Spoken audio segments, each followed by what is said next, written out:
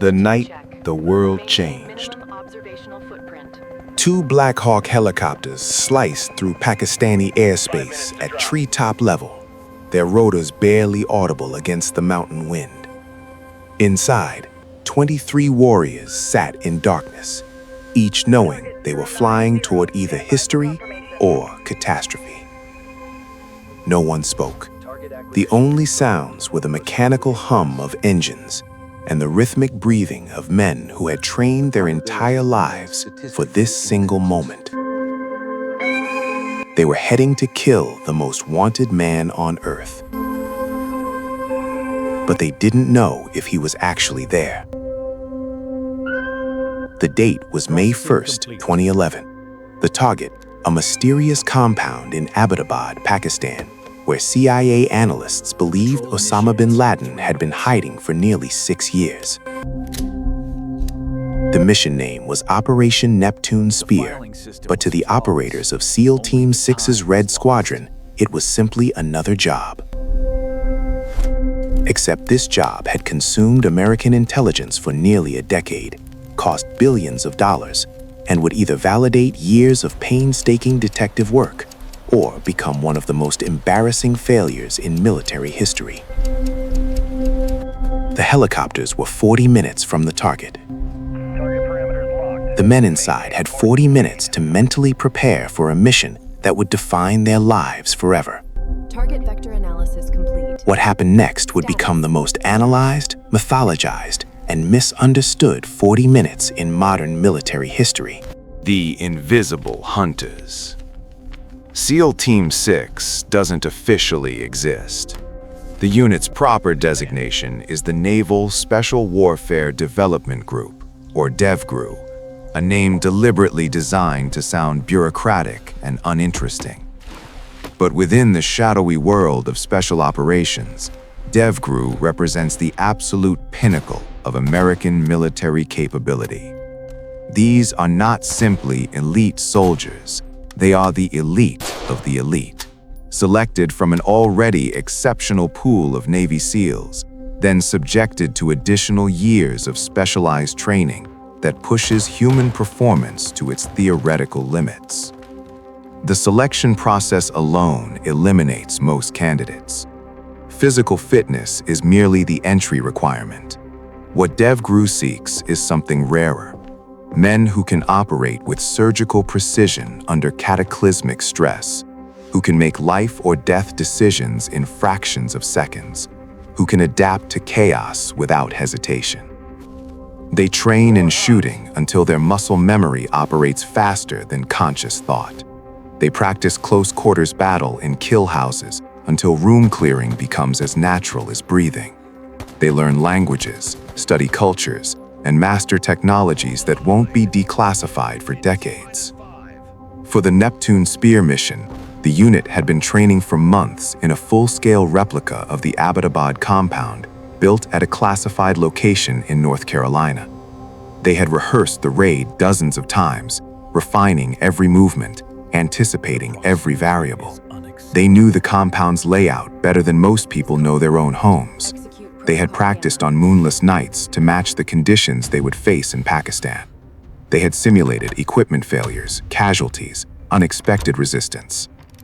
But no amount of training could prepare them for the one variable that haunted every mind in those helicopters. They were about to invade a sovereign nation without permission, deep in Pakistani territory, less than a mile from that nation's premier military academy. If something went wrong, if the helicopters crashed, if Pakistani forces responded, if the compound turned out to be empty, the consequences would be catastrophic. Diplomatic crisis, international incident, potential armed conflict between nuclear powers. And they still weren't certain their target was actually inside. The intelligence puzzle. The CIA had spent 5 years assembling fragments of information that might lead to bin Laden's location. It began with a single piece of intelligence, the existence of a trusted courier who might have access to the Al-Qaeda leader. Analysts had only a nickname, no photo, no confirmed location, just whispers in intercepted communications and the testimony of detained operatives who had known of the courier's role years earlier. Finding this courier became an obsession. Intelligence officers tracked financial transactions, monitored communication patterns, followed leads through multiple countries. They suffered through years of dead ends, false positives, and maddening near misses. The courier was careful, disciplined, trained in counter-surveillance. He used no phone. He avoided digital communications. He lived in the shadows of Pakistan's intelligence infrastructure, possibly protected by elements within Pakistani security services, who either knew bin Laden's location or suspected it and chose to look away. Then, in August 2010, a breakthrough. The courier was identified. His vehicle was tracked to Abbottabad, a quiet city in northeastern Pakistan, home to retired military officers and the Pakistan Military Academy. Surveillance revealed something extraordinary. A large compound surrounded by 12-foot walls topped with barbed wire, with minimal external contact, no internet or phone connections, and residents who burned their trash rather than putting it out for collection. The compound had been custom-built in 2005, with features that suggested serious security concerns: high walls, restricted sightlines, privacy screens on balconies. And on the third floor, in a section of the compound invisible from the street, someone lived who never left, who never showed his face, who paced daily on a small walkway but always remained concealed from aerial observation. CIA analysts gave it a 60 to 80% probability that this person was Osama bin Laden. Those weren't certainty-level odds. They weren't even particularly strong odds for a mission of this magnitude. But they were the best intelligence available after a decade of searching, and senior officials decided they were sufficient. The decision was made. If bin Laden couldn't be captured through diplomatic or legal channels, if Pakistani cooperation remained impossible to secure, then the United States would send its most elite warriors to do what diplomacy could not. They would go in and take him. Modified machines. The helicopters carrying the SEAL team weren't standard Black Hawks. They were highly modified stealth variants, incorporating technologies designed to reduce radar signature and acoustic detection. The tail rotor was enclosed in a shroud. The body featured angular surfaces to deflect radar. The entire machine was engineered for one purpose: to penetrate defended airspace without triggering alerts. These modifications came with trade-offs. The stealth features added weight and altered the aircraft's flight characteristics. The helicopters were less maneuverable than standard models, more sensitive to environmental factors, particularly temperature and altitude. Abbottabad sits at 4,000 feet elevation. On the night of the raid, temperatures were warmer than anticipated during training flights. These variables would matter more than anyone expected. The flight route had been carefully planned to avoid Pakistani radar installations and populated areas. The helicopters flew low, using terrain masking to stay below radar coverage. They crossed into Pakistani airspace from Afghanistan, threading through mountain valleys, maintaining radio silence. Pakistani air defenses never detected them. The stealth technology worked perfectly. As they approached Abbottabad, the pilots switched to night vision, navigating by instruments and the enhanced visual systems that turned darkness into green-tinted clarity. Below, the city slept. Streetlights illuminated quiet roads. The compound appeared as a dark rectangle surrounded by agricultural fields. The plan called for a fast rope insertion. One helicopter would hover over the compound's courtyard, while SEALs slid down ropes directly into the target area. The second helicopter would hover over the building itself, inserting operators onto the roof. The entire insertion would take less than a minute. Then the helicopters would move to holding positions outside the compound, ready for extraction. But as the first helicopter descended toward the compound wall, the pilots felt something wrong. The aircraft wasn't responding properly. The combination of altitude, temperature, and the high walls creating a trapped air effect was causing the helicopter to lose lift. The rotor wash, instead of dispersing, was bouncing off the compound walls and creating turbulence that destabilized the aircraft. The pilot had seconds to make a decision. He couldn't maintain hover. He couldn't climb without risking a catastrophic loss of control. He had only one option: controlled crash. The helicopter's tail clipped the compound wall. The aircraft rolled, the main rotor churning dangerously close to buildings and personnel. The pilot guided it down into a hard landing inside the compound's animal pen, away from structures, the helicopter's nose buried in dirt, its tail pointed skyward at a steep angle. The entire insertion plan had just disintegrated, but the SEALs inside barely hesitated. They had trained for contingencies. They had practiced adapting to chaos. As the helicopter settled into its awkward crash position, the operators were already moving, exiting through any available opening, weapons up, securing immediate perimeters. The noise had been tremendous. Everyone in the compound was now awake. The element of surprise was partially lost. But the mission continued. The compound was larger than it appeared from aerial imagery. 3 main buildings occupied the property, connected by courtyards and enclosed walkways. The main residence was a 3-story structure where intelligence suggested the high-value target resided on the upper floors. Outbuildings housed the courier's family and other residents. The SEAL team split into predetermined elements. One group moved immediately toward the main residence, while others secured the perimeter and cleared outbuildings.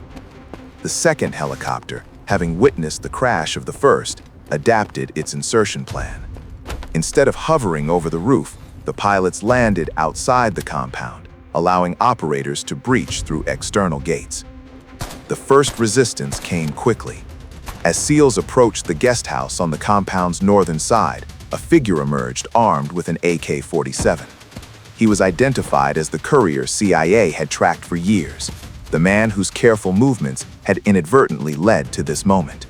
He raised his weapon. The lead SEAL's suppressed rifle answered twice. The courier dropped. His wife rushed forward and was also shot, though not fatally. The entire engagement took perhaps 3 seconds. Inside the guest house, the team found the courier's family and detained them. No further resistance from this building. The operators moved toward the main residence. The compound's physical layout created natural choke points. Doors were reinforced. Stairwells were narrow and defensible. The architects had designed it for exactly this scenario, defending against intrusion. But the SEALs had studied this layout for months. They knew which corners offered sightlines. They understood the angles. They moved with practiced efficiency, each operator aware of his position relative to teammates, fields of fire overlapping, covering every approach. At the main building's entrance, they encountered a locked metal gate. Breaching charges would be noisy and time-consuming. Instead, they used bolt cutters, quickly creating access. The ground floor appeared empty. They began ascending the stairs toward the second floor, where intelligence indicated additional residents lived. On the stairwell landing, another armed man appeared. He was identified as the courier's brother, also armed with an AK-47. The same disciplined response: suppressed shots, target down, continuous movement. His wife was wounded in the crossfire. The team continued upward without pause. The second floor was cleared quickly. Women and children were secured and moved to safe areas. No high-value target here. The team continued toward the third floor, toward the private space where the mysterious resident who never lived in isolation. This was the moment everything had built toward. The narrow staircase to the third floor represented a fatal funnel, a confined space where defenders held every advantage. If bin Laden was up there, if he was armed, if he had prepared defenses, the lead operators would face devastating fire with limited ability to respond or take cover.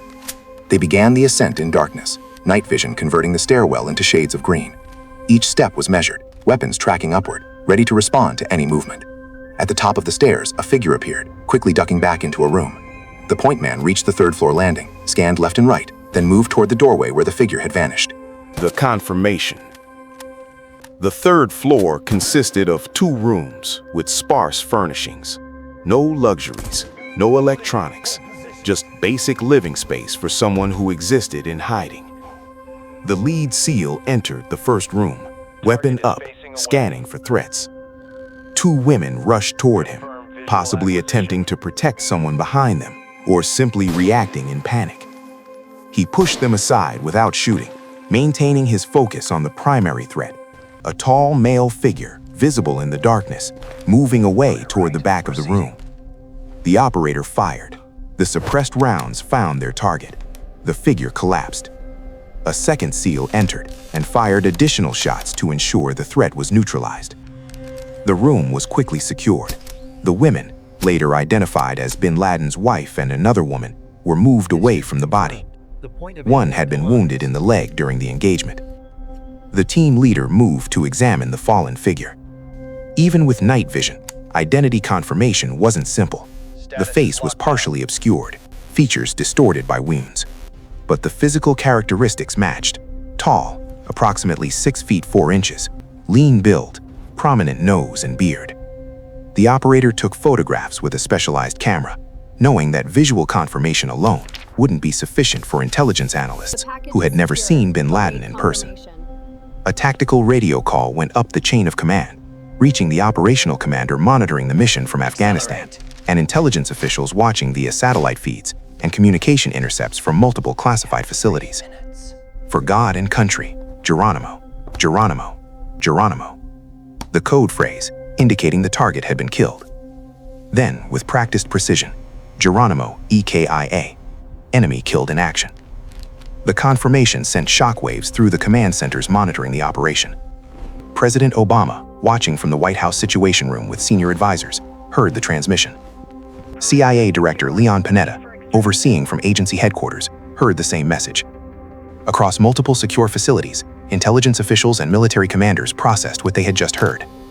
But certainty required more than a radio call. The team on the ground began immediate exploitation of the compound. This meant collecting every piece of intelligence material, every document, every computer drive, every notebook. They gathered hard drives, thumb drives, DVDs, documents in multiple languages. They photographed the body extensively, taking measurements, documenting identifying features. They collected DNA samples, knowing that genetic analysis would provide scientific confirmation of identity. The intelligence haul was extraordinary. Bin Laden had lived without internet or phone connections, but had maintained an extensive digital library and document archive. The SEALs loaded everything in bags, working quickly but methodically. Every minute on the ground increased risk. Pakistani security forces would eventually respond. The crashed helicopter represented both a tactical liability and an intelligence security problem. It contained classified stealth technology that could not be allowed to fall into foreign hands. The extraction. 25 minutes had elapsed since the helicopters first approached the compound. The mission timeline, already disrupted by the crash landing, was compressing. The second phase, extraction, now faced significant complications. One helicopter was destroyed, its stealth technology exposed, lying on its side inside the compound. The remaining helicopter couldn't carry the entire assault force, plus intelligence materials, plus what the team had decided to take with them, the body of the fallen target. A backup Chinook helicopter, which had been orbiting at a distance with additional operators and fuel reserves, was called in for extraction. This meant more time on the ground, more exposure, more risk. As the SEALs prepared for departure, engineers wired the crashed helicopter with explosives. The stealth technology, the classified systems, everything that made the aircraft special would be destroyed rather than compromised. Outside the compound walls, local residents had heard the explosions of the breaching charges, the sound of gunfire, the unusual presence of helicopters. Some emerged from their homes, others watched from windows, a few began recording with cell phones. Within minutes, social media would light up with reports of unusual activity in Abbottabad. Pakistani military and intelligence services would begin investigating what happened at the mysterious compound they had known about but never officially acknowledged. The SEAL team moved the gathered intelligence materials, the detained women and children, and the wrapped body toward the landing zone. The functional Black Hawk had already departed with part of the team. The Chinook settled into the compound, its larger profile making for a challenging landing in the confined space. The remaining operators loaded quickly, professionally, keeping security elements posted until the last possible moment. As the Chinook lifted off, the charges on the crashed Black Hawk detonated. Fire engulfed the aircraft, destroying its advanced systems, turning classified technology into molten wreckage. The explosion lit up the night sky, visible across Abbottabad. The SEAL team watched through the Chinook's windows as the compound receded below them, smoke rising from the destroyed helicopter. They were wheels up, heading back toward Afghan airspace, carrying one of the most significant intelligence hauls in counterterrorism history and the body of the man who had orchestrated the September 11th attacks. But they still weren't certain of his identity. Racing daylight. The flight back to Afghanistan took approximately 90 minutes. The final sequence is active. During this time, intelligence analysts were already working on confirmation. The photographs taken at the scene were transmitted via encrypted channels to facial recognition experts. The preliminary analysis was positive, but not definitive. Facial features matched known photographs of bin Laden, accounting for aging and the injuries sustained during the engagement. But photographs could be misleading. Positive identification required more rigorous analysis. The team had collected DNA samples from the body and from family members present in the compound. These samples would be compared against reference DNA that intelligence services had obtained years earlier through various collection methods. The genetic analysis would provide scientific certainty. As the helicopters crossed back into Afghan airspace, the immediate tactical danger receded, but operational security concerns intensified. Pakistani military radar had tracked the departing aircraft. Pakistani officials were demanding explanations. The crashed helicopter, even destroyed, had left physical evidence. Witnesses in Abbottabad were already posting online about the mysterious nighttime raid. The operation, conducted in complete secrecy, was about to become global news. At Jalalabad airfield in eastern Afghanistan, the assault force landed and immediately transitioned to the next phase. The body was moved to a secure facility for detailed examination. Military pathologists and intelligence specialists conducted measurements, documented identifying features, collected additional forensic evidence. The height matched, 6 feet 4 inches. The facial structure matched historical photographs. Scars and physical characteristics aligned with known information about bin Laden. The DNA analysis would take several hours. Blood samples were couriered to another secure facility, where genetic matching could be performed. Intelligence officials had reference samples from bin Laden's sister, who had died of brain cancer in Boston years earlier. Comparing the DNA from the compound against this reference would provide definitive confirmation. Meanwhile, the intelligence materials collected from the compound were being cataloged and processed. The volume was staggering. Computers, hard drives, thumb drives, DVDs, hundreds of documents. This material would ultimately provide unprecedented insight into Al-Qaeda's operations, communications, and organizational structure. It was an intelligence goldmine that would be analyzed for years. The final confirmation. Hours after the raid, the DNA results came back. Positive match. The body recovered from the Abbottabad compound was definitively identified as Osama bin Laden, the man who had evaded capture for nearly a decade, who had become a ghost haunting American intelligence, who had orchestrated the deadliest terrorist attack in history, was dead. But even with confirmation, operational challenges remained. What to do with the body became a question with significant strategic implications. Burial on land risked creating a shrine for extremists. Keeping the body risked propaganda claims that bin Laden remained alive. Intelligence and military officials consulted with legal experts, cultural advisors, and senior policymakers. The decision was made to conduct burial at sea, following Islamic practices to the extent possible under the circumstances. The body was washed and wrapped in a white shroud. Religious rites were performed by a military officer trained in Islamic burial procedures. Within 24 hours of the raid, from the deck of the aircraft carrier USS Carl Vinson in the North Arabian Sea, the body was committed to the water. No shrine, no grave, no physical location for followers to venerate or enemies to desecrate.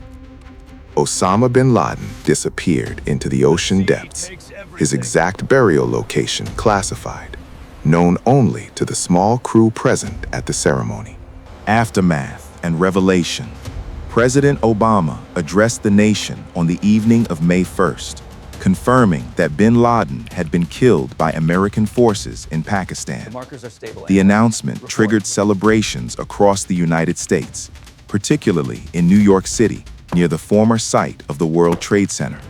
For many Americans, the news represented closure, justice delayed but ultimately delivered. But the successful raid immediately generated controversy and complex diplomatic fallout. Pakistani officials expressed outrage that American forces had conducted a military operation deep inside Pakistani territory without permission or notification. The proximity of the compound to Pakistan's military academy raised embarrassing questions about Pakistani intelligence services' knowledge or complicity. Had they known bin Laden's location? Had they been protecting him? Or had the world's most wanted man simply hidden in plain sight, protected by operational security rather than state sponsorship? The intelligence materials recovered from the compound painted a complex picture. Bin Laden had remained actively engaged in al-Qaeda's operations, communicating with subordinates through couriers, reviewing propaganda materials, planning potential operations. He wasn't merely a symbolic figurehead in hiding. He was attempting to direct strategy and maintain organizational coherence. The documents revealed ongoing discussions about targeting American interests, debates about al-Qaeda's relationship with emerging extremist groups, and bin Laden's concerns about the organization's public image. For the SEAL team that conducted the operation, life became complicated in different ways. Their identities were supposed to remain classified, but information leaked. Books were written, movies were made. Some operators embraced publicity, others resented the exposure.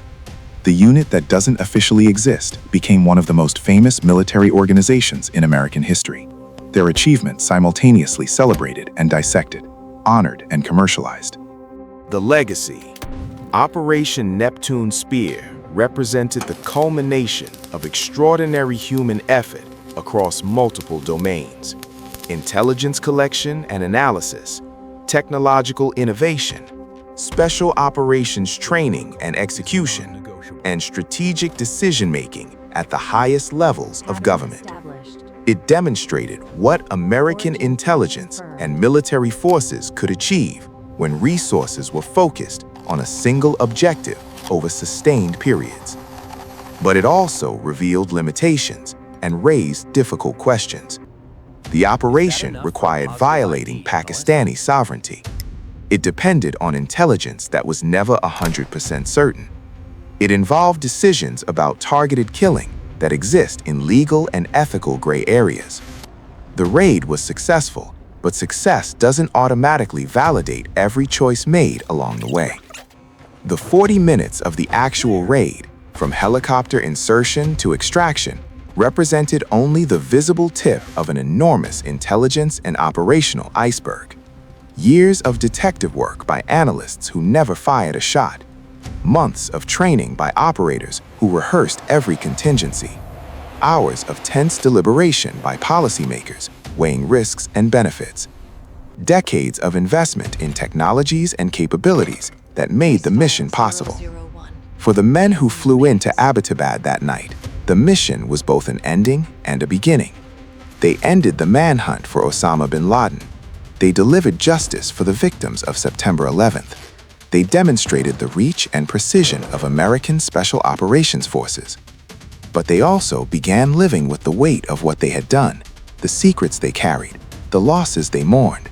Not everyone who trained with the team survived to see the mission succeed, and the knowledge that history would judge their actions long after they were gone. The helicopters that flew into Pakistan carried warriors. They returned carrying warriors and ghosts, men transformed by 40 minutes that would define them forever. If you did, please remember that I create everything on this channel by myself. And I can only keep doing this thanks to your likes and comments. I'm Mustismi. See ya until the next video. As always, take care.